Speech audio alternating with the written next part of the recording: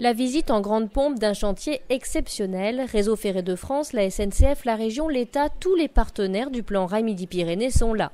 Sous leurs pieds, 3800 tonnes d'acier, bientôt alourdies de 1000 tonnes d'échafaudage, décapées puis recouverts de 50 000 litres de peinture.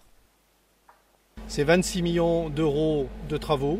C'est à la fois du décapage, de la remise en peinture et également de la rénovation du pont lui-même, puisque 110 ans, c'est quand même un âge respectable. Il est normal d'avoir à remplacer quelques rivets, quelques parties d'acier de ce viaduc. La circulation des trains est interrompue jusqu'au 28 septembre, le temps de la première phase des travaux. Tout est mis en œuvre pour limiter les contraintes pour les usagers.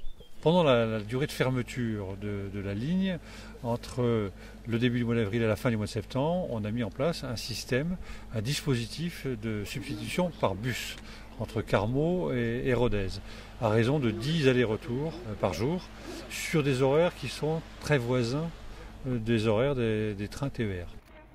Cette rénovation est le point d'orgue du programme de renouvellement du plan Rail Midi-Pyrénées. Sur les 800 millions d'euros alloués par les partenaires, 415 millions d'euros ont été employés à rénover le réseau ferroviaire régional.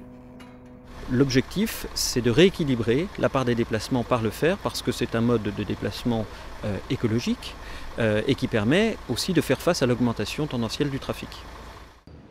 En Midi-Pyrénées, 20 millions de voyageurs devraient emprunter le train en 2020. Ils sont 12 millions aujourd'hui. Un enjeu pour la région, une chance pour son patrimoine ferroviaire.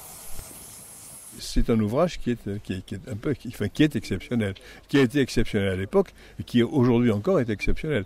Il a été à l'époque en technologie aussi avancée que le viaduc de Millau il y a maintenant quelques années. C'était une prouesse technique que le viaduc du Vior.